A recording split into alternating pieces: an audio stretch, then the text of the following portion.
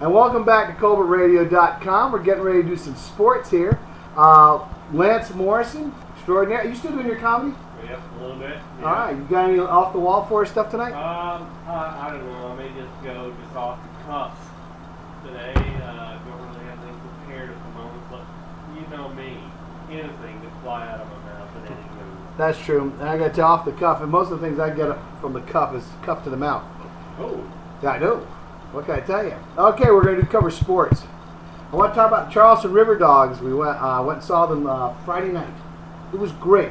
Let me tell you, if you're looking for something to do, that's a wonderful evening. You go to a baseball game. Look, you get up and leave in the middle of a movie to get something to eat. You miss something important in that movie. You have to start asking, what happened? What happened? Right. You go to a baseball game, a guy comes up to bat, you get up, you go get the hot dogs, you get the souvenirs, you get the Cokes, you get the cotton candy, you get the peanuts. Come back, you see the same guy selling that as a free count. Hey, I haven't missed anything, you know? It's great. You get up, you can move around, and box seats are the best. I tell you, I love box seats. Well, the other thing, too, like getting up at those games is they have the screens and stuff at different places, so if something does happen, and you're standing in the concession line, you can see it. Yeah, they usually, in the Major League ballparks, they'll put these things up and you can watch the whole game, that was very smart because then people will get up from their seat and go buy more stuff. Right, sure. So anyway, we're at this game, and who do I see there? Rocky D. I see him there. Don't talk to him. I've never spoken to Rocky D. We've never spoken. Strange looking dude, man. I met him at a comedy show a couple months ago. He is friends with Larry Shirley, who is the councilman. I know his name's Larry, but don't call him Shirley. Larry is Brian Shirley's father. Brian Shirley is a comedian from the area. Gotcha. So yeah, I met Rocky D there. Of course, he talks with that Rocky D voice. Yeah, he does. Is that your real thing, man? Last time I saw him, let me make a correction. I have spoken to him before at one of the Tea Party rallies. You know, I've covered 3 different Tea Party rallies, looking to see if I can find some of those racists that they keep talking about on the news. I'm still looking. I haven't found one yet. I haven't found anybody in there that use those code words. But anyway, we were talking baseball. I'm at the Joe, the great minor league baseball park in Charleston, South Carolina, called Joe Riley Park. Great. Charleston River Dogs play there. The kids have a wonderful time. They have the wrestling sumos and all that kind of stuff. But we're just having a lovely time. And on Friday nights at the end of the game, they have fireworks. I mean, a pretty good fireworks display, too. It's nothing cheesy or cheap. They do this every night. And anyway, when I was there, I ran into Rocky D.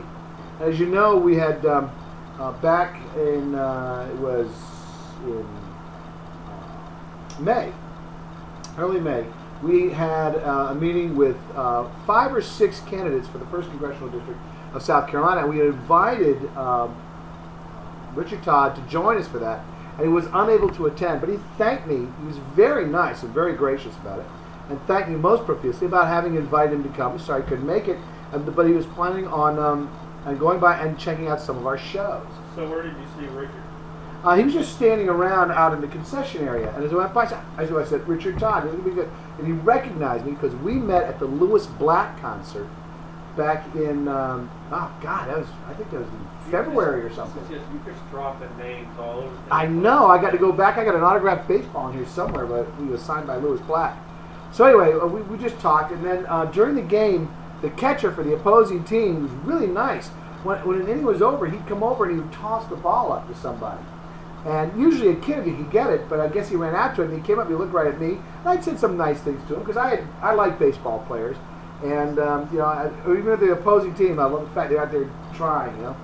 And so he tosses me the ball. So I pass it on down with my party to give away, and they give it to Richard Todd's son.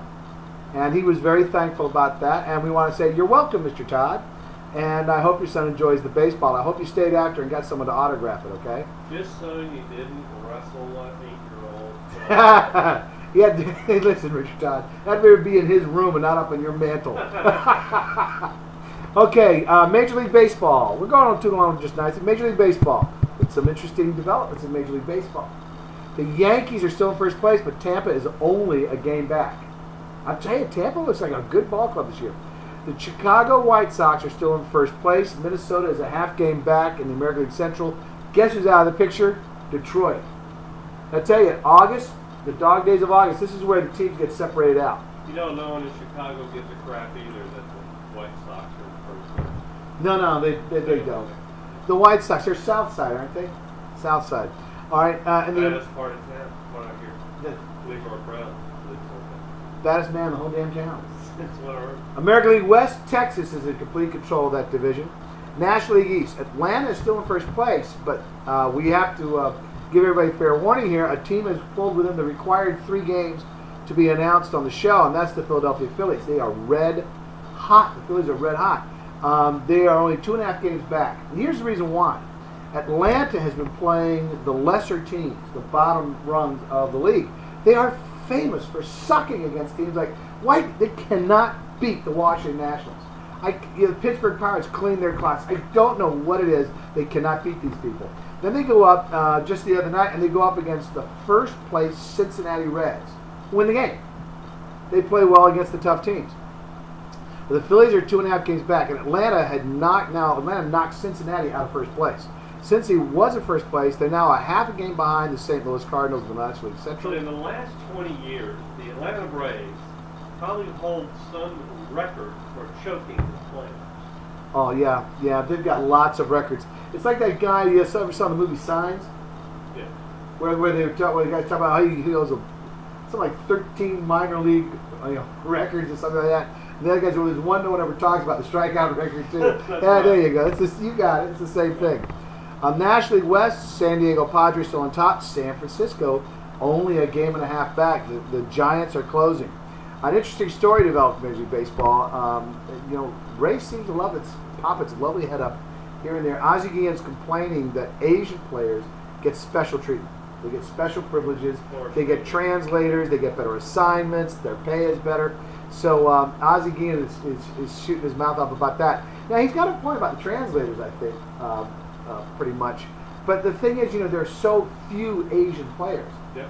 That it's not that expensive for the team to say, okay, well, I need someone who speaks Korean, or I need someone who speaks Japanese. Okay, but when probably 30% of all the Major League Baseball players are probably Latinos, that's a lot of translators. 30%? You think it's only 30? I think it's much higher than that. It might be much higher. Haven't Latinos taken over from They have- African Americans? They have always There been. are more Latinos now than league Oh, I would- for African Americans. Oh, absolutely, yeah. Actually, I think there's been a major decline in the number of African Americans playing baseball in this country, and that's a shame. There's some great players out there, but you're right. But Latinos may make up.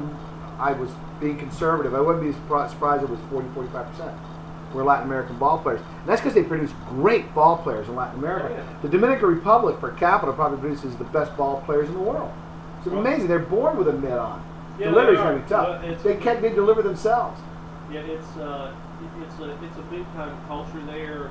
It's kind of reminiscent of the Russians back in the day when they used to cultivate those kids very young age to come up through the ranks, gymnastics and stuff Sure. like that. Well, the Dominican Republic, it was the owners of the sugar plantations deliberately introduced it because although the work is absolutely backbreaking when they're harvesting it, Sure. there are long stretches of downtime when there's nothing to do, and it was a way to give them something to do.